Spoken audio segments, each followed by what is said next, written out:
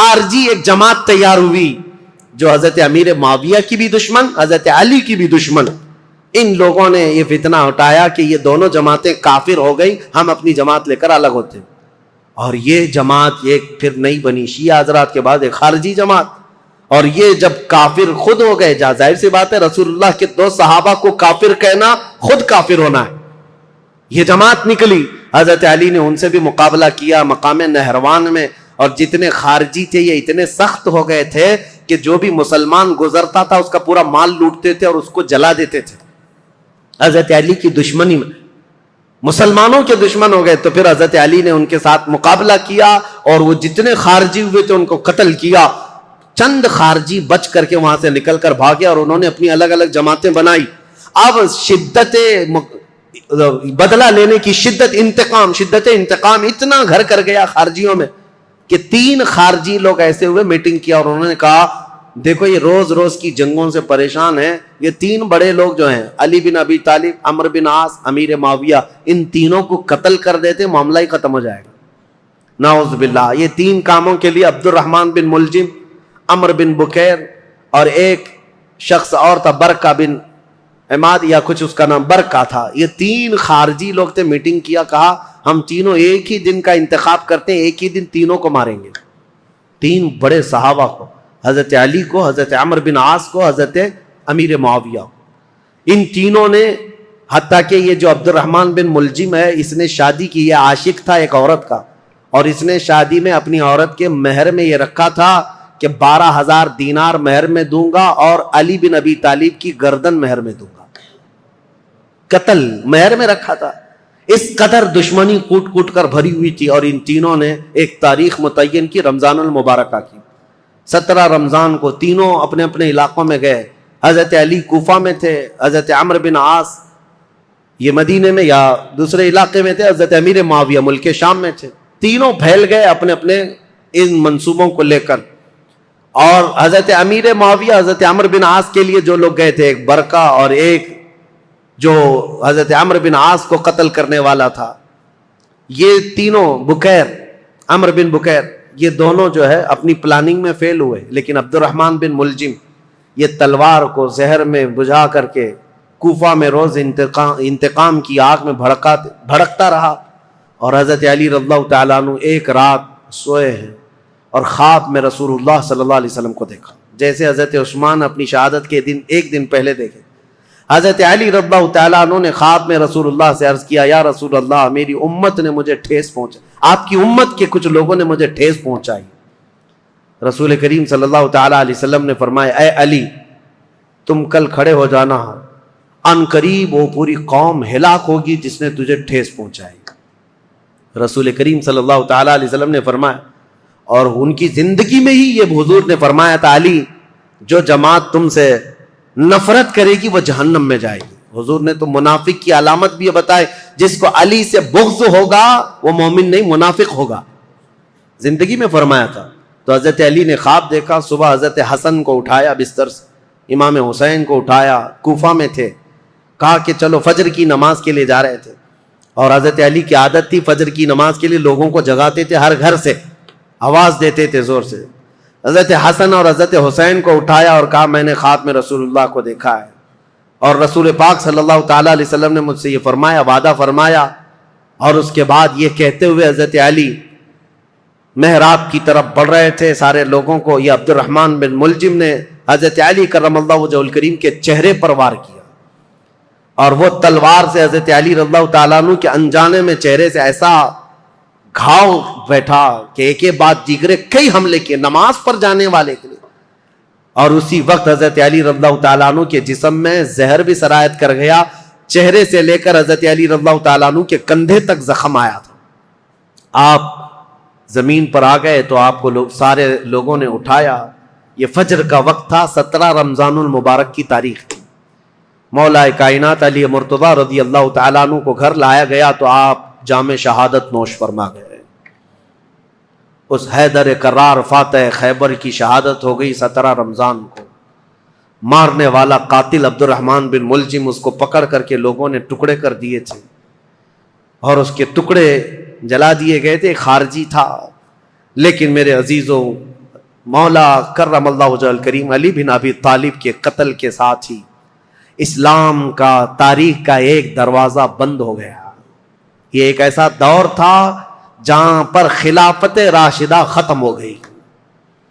خلفائے راشدین جو 4 ہیں، اور بعض نے حضرت حسن بن ابی طالب کو بھی خلفائے راشدین میں شمار کیا.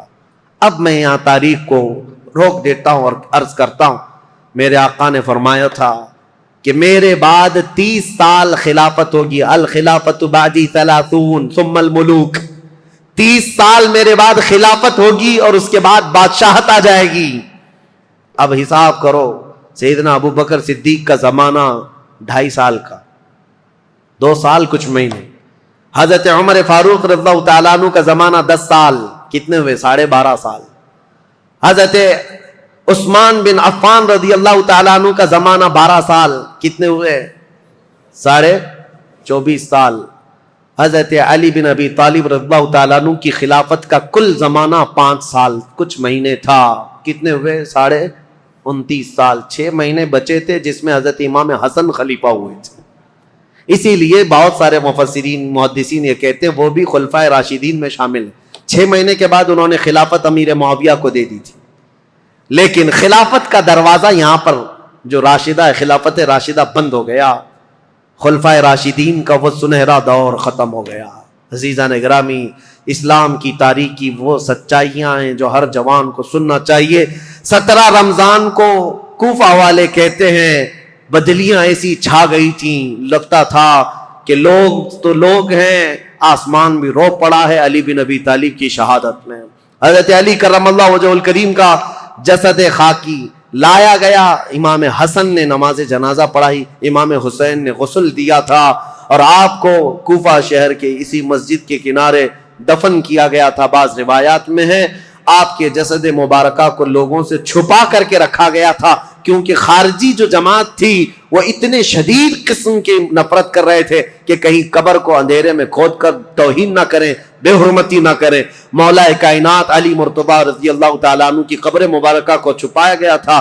لیکن بہت ساری روایتیں بتاتی ہیں مقام نجف اشرف جو کوفہ کا حصہ تھا جہاں مولا علی کو دفن کیا گیا، آج بھی امیر المومنین کا دروازہ بڑی شان کے ساتھ کھلا نظر آتا ہے. اور ان کی تربت انور پر جب جھنڈا لہراتا ہے تو میرے عزیزوں، کئی مرتبہ نجف جانے کا موقع ملا، کئی مرتبہ عراق گیا. جب بھی اس لہراتے ہوئے جھنڈے کو دیکھتا ہوں تو خیبر یاد آ جاتا ہے. مولا کائنات کی وہ تلوار کی شکلیں لٹکائی گئی ہیں. اگرچہ شیعہ لوگوں کی وہاں پر حکومت ہے، لیکن حیدر کرار کے دربار میں جاتے ہیں تو دل ہچکولے لینے لگتا ہے اور بدن میں کپکپی آتی ہے. اس دربار میں آئے ہیں جس نے خیبر کے پھاٹک کو ایک ہاتھ سے اکھاڑ کر پھینکا تھا، جس نے اسلام کی تاریخ میں ایک نیا دروازہ کھولا تھا، جس کو رسول اللہ نے اپنی وفات کے وقت تک پسند کیا تھا. آپ کو پتا ہے پیدا ہوئے علی، حضرت علی جس دن پیدا ہوئے رسول اللہ نے اپنا لعاب پاک ان کو چٹایا تھا.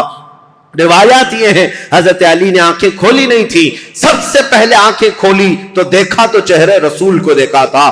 رسول کریم صلی اللہ تعالیٰ علیہ وسلم کے گھر میں پرورش پائے، اپنے باپ کے گھر میں نہیں، رسول اللہ کے گھر میں. جب رسول اللہ نے اسلام کی دعوت دی، سب سے پہلے اسلام لانے والے علی بن ابی طالب تھے. جنگوں میں ہر جگہ شریک، بدر میں بڑھ کر مقابلہ کرنے والے. احد میں حضرت علی کے جسم پر 18 زخم ایسے تھے جن ہر زخم سے خون رستا تھا. صحابہ کہتے ہیں ہم کہتے تھے علی کو کہ زخموں کی پٹی کر لو، لیکن وہ دوڑے جاتے تھے کہ میں رسول اللہ کو دیکھ لوں. میدان جنگ میں اس طرح ثابت قدم رہنے والے. ایک مرتبہ لوگوں نے کہا حضرت علی ان کے پنڈلی میں ایک تیر ایسا چبھ گیا تھا کہ نکالتے تو گوشت نکل آ جاتا تھا، آپ نکالنے نہیں دے رہے تھے. لوگوں نے کہا علی بن ابی طالب کی اس پنڈلی سے تیر اس وقت نکالو جب یہ نماز پڑھنے کے لیے چلے جائیں، اس لیے کہ نماز میں ایسے محو ہو جاتے تھے دنیا و ما فیہا سے بے خبر، دنیا میں ہو کیا رہا ہے، کیونکہ وہ اپنے خالق کائنات کے رب کے حضور سجدہ کرتے.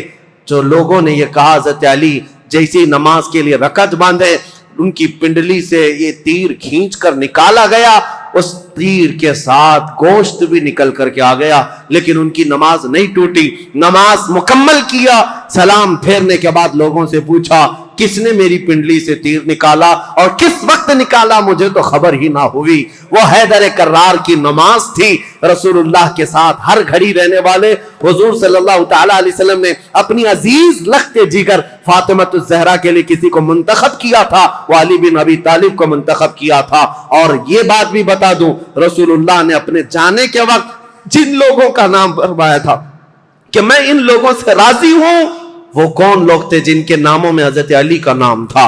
حضور نے فرمایا میں ان سے راضی ہوں۔ وفات کے وقت بھی رسول اللہ ان سے راضی تھے، اور حضور صلی اللہ تعالی علیہ وسلم کے پردہ کرنے کے بعد جو سعادت حاصل ہوئی حضرت علی کو، حضور صلی اللہ تعالی علیہ وسلم کا کفن حضرت علی نے باندھا تھا، تجہیز و تکفین آپ نے فرمائی تھی، اور رسول کریم صلی اللہ تعالی علیہ وسلم کو آخری مرتبہ قبر انور میں جو اتارا گیا ہے، اس قبر میں اترنے والے بھی علی بن ابی طالب تھے۔ یہ فضائل، یہ کمالات بے شمار ہیں۔ مولا علی کرم اللہ وجہہ الکریم ان سارے فضائل و کمالات کو لے کر 17 رمضان المبارکہ کو یہ سورج غروب ہو گیا اور دنیا میں اندھیرا چھا گیا، فتنوں کا ایک نیا دور کھلا، اور پھر ایسے فتنے کہ آج تک تھم نہ سکے اور قیامت تک رک نہ سکیں گے۔ مولا علی شیر خدا، ان کی تربت پر کروڑوں سلام، ان کی تربت انور پر لاکھوں انوار و تجلیات رب کی اترے۔ عزیزان گرامی وقار، بات صرف اتنی کہوں گا، یہ چاروں خلفائے راشدین ہر ایک کا اپنے دور میں ایک ایک کمال ہے، اور ایسا کمال ہے کہ یہ چاروں خلفائے راشدین کی تاریخ اگر میں ایک جملے میں عرض کروں تو بات صرف اتنی ہے: اسلام تیری نبض نہ ڈوبے گی حشر تک، اسلام تیری نبض نہ ڈوبے گی حشر تک، تیری رگوں میں رواں خون ہے چار یار کا، تیری رگوں میں رواں خون ہے چار یار کا۔ اسلام کی یہ سرسبز و شادابی جو آج دیکھتے ہیں، یہ رسول اللہ کے ان خلفائے راشدین کا خون ہے، ان کی محنتیں ہیں، ان کا کردار ہے، اور آج بھی دنیا یہ خلفاء کی مثال لانے سے عاجز ہے۔ بڑے بڑے بادشاہ آئے ہوں گے، لیڈر آئے ہوں گے، حکمران آئے ہوں گے، لیکن میرے مصطفیٰ کی یہ چار غلام کوئی لا کر کے دکھا دے، وہ کوئی دنیا اس طرح کے غلام لا نہ سکے گی۔ حیدر کرار جو ٹوٹی چٹائی پر بیٹھ کر لوح محفوظ کا مطالعہ کرتے ہوں، رسول اللہ صلی اللہ تعالی علیہ وسلم کے ان غلاموں کی تربت پر مولا کروڑوں رحمت نازل فرما۔ اخیر میں دعا ہے مولا تاریخ اسلام کی یہ سچائیاں پوری کائنات میں موجود ہر مسلمان نوجوان کے سینے میں جاگزیں فرما دے۔ اے اللہ، ہم تیرے دربار میں صدیق اکبر کی صداقت کا صدقہ مانگتے ہیں، فاروق اعظم کی عدالت کا حصہ مانگتے ہیں، عثمان غنی کی سخاوت کا جز مانگتے ہیں، مولا حیدر کرار کی شجاعت کا ٹکڑا مانگتے ہیں۔ مولا ان خلفائے راشدین کے کچھ حصے صدقے میں ہمیں عطا فرما، اور قیامت تک آنے والی ہماری نسلوں کو ان صحابہ کی غلامی میں زندگی عطا فرما۔ رسول اللہ صلی اللہ علیہ وسلم کے قدموں میں زندگی عطا کر اور ان کے جلوں میں موت عطا فرما۔ مولا جب قیامت کے دن اٹھائے تو بدکاروں کے ساتھ نہ ہو، مولا ہمارا حشر رسول اللہ کے ان صحابہ کے ساتھ عطا فرما۔ وآخر دعوانا الحمدللہ رب العالمین۔